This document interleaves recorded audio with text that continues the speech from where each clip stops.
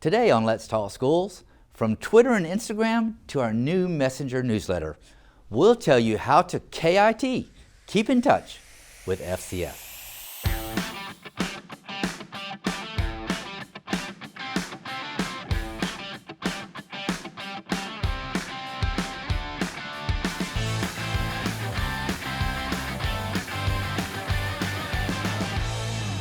Welcome to another edition of Let's Talk Schools. I'm Mike Looney, the superintendent of the schools, and privileged to be the host of this show. Today we're going to be talking about communication, and I have the communication expert. Brian Noyes is the Chief Communications Officer for Fulton County Schools. Mr. Noyes, welcome to the show. Thank you, Dr. Looney. So tell us a little bit about your background, how you got into this position. We want our audience to get to know Mr. Noyes a little bit. Great. Well, I started working for a U.S. Senator in my first job. And throughout the years, I've just continued to work in the public policy arena, worked in communications.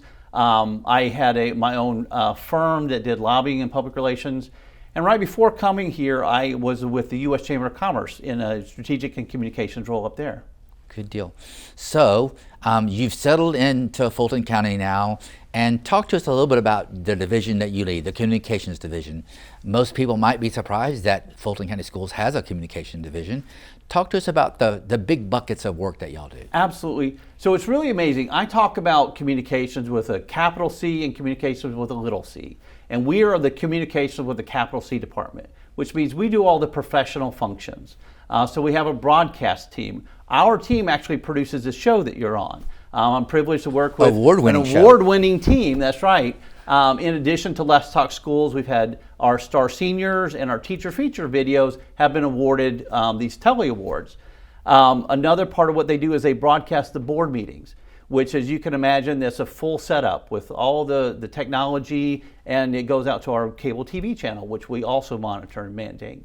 Another big area that we work in is the media relations, which is a day-to-day, right? It's a lot of inquiries about a lot of different things, but it's part of the building transparency and trust. So we work, and I'm really privileged for you, and the board members have always been very open and had that as a standard for everybody in in our department and across the district, that we're public servants, right? And everything we do, we are open in communicating and building that trust and transparency. Another major function that we have is our website. Everything that you have that you see up front is easy, right? So our webmaster has to do all the programming and all the design work and all the stuff that goes with that, multiple layers of websites. It also coordinates with all the webmasters at the school level. So he'll train those folks and help them build with best practices. We manage all the social media. So there's multiple channels. Recently, just a new social media channel with Threads out there. But our Facebook, our Twitter, our Instagram are all managed by someone who does a great job. She's really brought alive a lot of the design work and all that makes our social media very engaging. And then finally, we have kind of a community relations area. And we work with the schools, we work with the departments, and whether it's a corporation that's giving us money or a local faith-based partner, we work with them to kind of coordinate that area. And I apologize, one final one is a big part of our customers are internal. So our internal external group is working with the various departments when they have an initiative they want to launch, or they're trying to come up with a fun graphic design for their calendar or something. We work with them on putting those packages together. Right. So I want to ask you a question. Communication, institutional communication from government, from big business, has changed a lot, and that's really as a result of social media.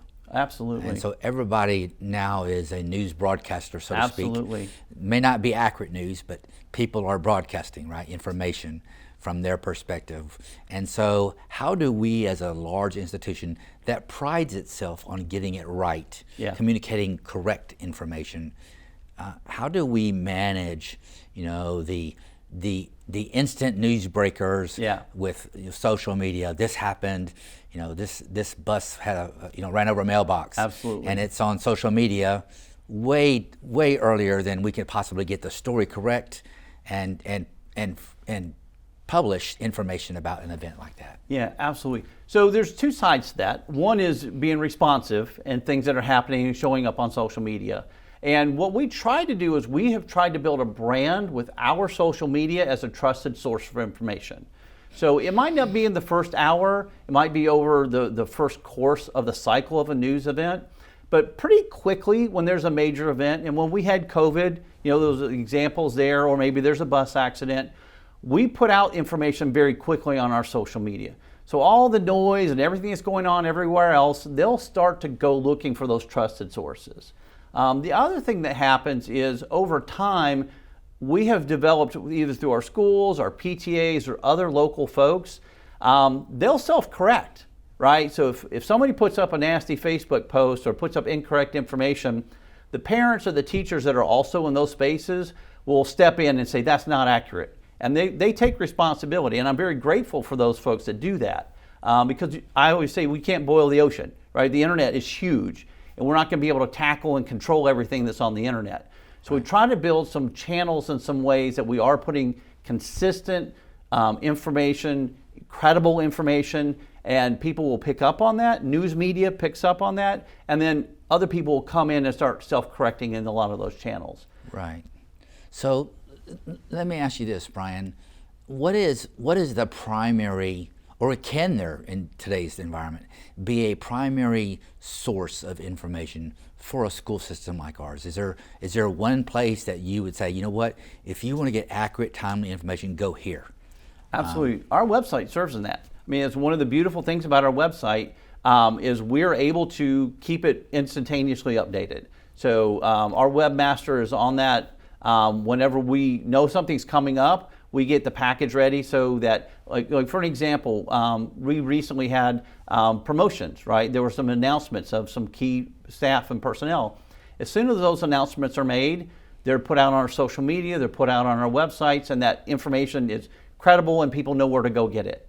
I think the other thing too really is that we have to work with our community on a two-way platform, right? One source is going to be great, but we need to be working with them to share information so that it's not just the one source, but people are sharing it themselves in other little groups. It's spheres of influence, right?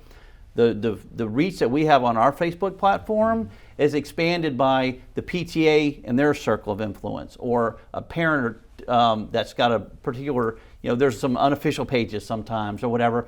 Those spheres of influence, if they get good information, then it builds and expands how you reach people.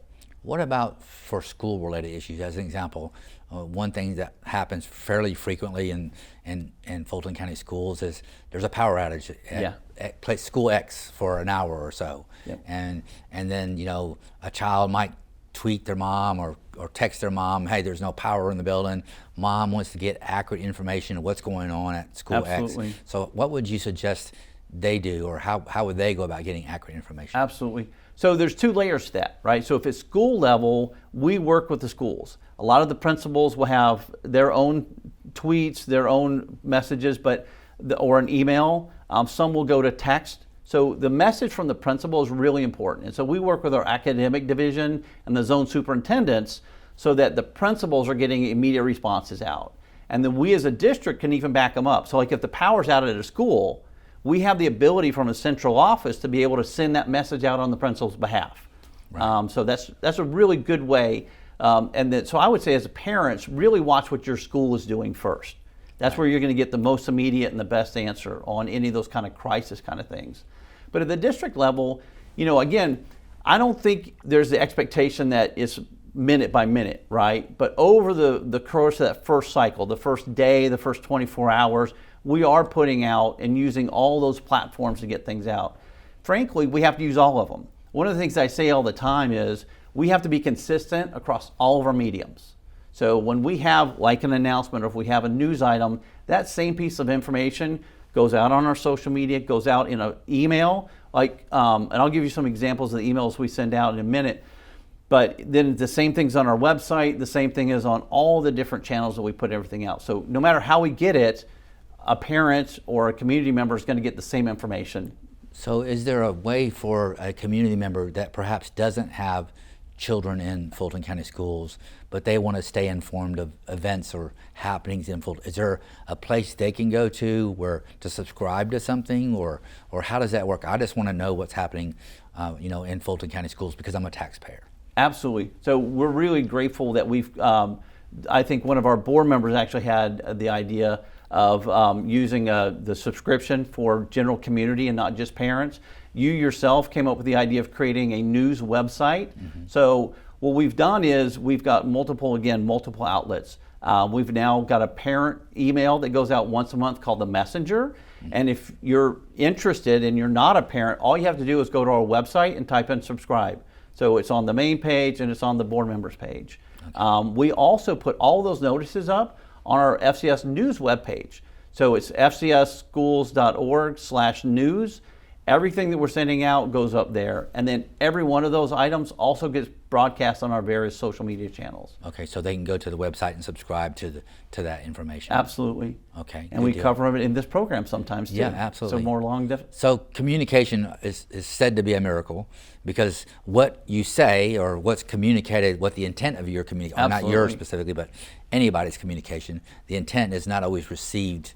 That's right. From the person receiving the communication in the same way. So you have any advice to our listeners or viewers today about to assume goodwill and ask questions before coming to a conclusion? Well, what's funny is I go to bed every night, I put my head on the pillow knowing there's more communications we can do. Because it always is going to be where people have questions, people make assumptions, as you're saying, and you have to, the ability to continually have the same message and be consistent is where you're going to get to where people then start to understand your intent. So if they follow us over time, they'll start to understand the way we present information, and it'll become more consistent for them as someone listening. But I would say, the best thing with the other thing that I like to tell people is communications is two ways, right? God gave us 2 ears and 1 mouth. You need to listen. So part of communication is being a dedicated listener. And I think we've added on our emails, you are going to have every employee is going to have a customer service satisfaction survey. That's correct. And so you particularly wanted to make sure that we had mechanisms to get feedback. So we are really dedicated to making sure that we're listening and taking in information as well as sending information out. That's correct. So every employee's email, every time an email goes out from a Fulton County Schools employee, there will be a link, a customer satisfaction survey at the bottom of that email, giving the receiver of our communications the opportunity to give us feedback and leave comments if they want to. Absolutely. And it gets routed to the division or specific head of that division so that they're accountable and you hold us accountable. So when these surveys come in, you're looking at the data, you're saying, Brian, have you addressed these items that came in? Sometimes they're compliments. I have a fantastic team and I've been really excited to see the compliments that have come in. One of the things that we're dedicated to is customer service, whether that's internal with a department or a principal, or it's a parent or a student. We're dedicated to that. So there's a lot of great things that come in with the survey too. One of the things that your department, I think, does a very good job of, and that's particularly important in a large dynamic district as ours, and that is to celebrate accomplishments of our students, of our staff members. What mechanisms do we use to celebrate and recognize people for doing our exemplary work? What's funny is I think we're doing a good job, but we can do more. Right. And I think there's some ideas that we're coming up with this year that we're going to expand some of those things. But examples are, when COVID hit, we kind of slowed down on the big events. But after COVID let up, we now have this annual Legacy of Excellence Awards where we recognize all of the teachers of the year, the support professionals of the year. And that's a wonderful time to celebrate. We bring the entire district together. And we're looking at ideas of bringing some other folks into that. Maybe somebody who's been with the district for 40 plus years. Maybe we can recognize them in that setting. Right. We have a recognition for retirees. They've dedicated many decades of their lives to us. And so we have an event with the Board of Education thanking them for their service as they're retiring. But we're going to continue to build on that. Right. And we recognize students during the school board meetings. Fantastic. Every school board meeting, there's a point where it's called board recognitions, and any student that's won a state championship or being recognized, and a lot of times, sometimes staff that are being recognized too. and the board, they come and they get the certificate and they stand in front of the board and everybody gets the pictures made. It's my favorite part of the board meeting, Yeah, is where it's we get to fantastic. celebrate students and staff members for their accomplishments. Absolutely. And sometimes that's a long list. We have a lot of state and national championships of all sorts. Oh, absolutely. From National Teachers of the Year to students winning national titles and state titles. It's just absolutely incredible the talent that we have in Fulton County Schools. Agreed. And another one of my favorites is every year we do an annual series on Star Seniors, which we now call our Senior Spotlight Series. And those are kids that the school has selected, that has overcome, that has been dedicated to, and got a great story. And they may not be the state championship, but we recognize that excellence too, because they worked hard, they were dedicated to getting to the end, and the school really feels like it represents the spirit of their school. It's one of my favorite series that we do. Right. Mr. Noyes, one of the things that you talk to me about a lot is everybody in this district, students, employees, parents, grandparents, anybody that has a connection to Fulton County Schools, they are a communicator of information about Fulton County Schools. And so we make a choice to highlight the things that are positive and going really, really well, or not. Yeah. And so any last thoughts about encouraging our broader community to communicate those things about Fulton County Schools that reflect positively on the community and the support for Absolutely. I mean, so we have a group of storytellers that we've worked out as a network across all our schools. And one of the things that I love about that is at the district level, we get stories, people tell us about it, but the storytellers and the principals at the school level know these people individually. They know the people that need to be celebrated. So we need that additional set of eyes and ears in the school level to really help identify and tell us what the exciting stories are, the successes are. And we do that, and we create stories and we put that on the news website. But we also want to make sure that that information is getting to the parents so that they can join in, so the community can join in and understand the amazing things that are happening. So we needed public platforms for them to be able to see those things. So that will continue to build. That will continue to build. But you said something a minute ago, and I would go back to that. I talked about Little C, communication back and forth, and you asked about advice.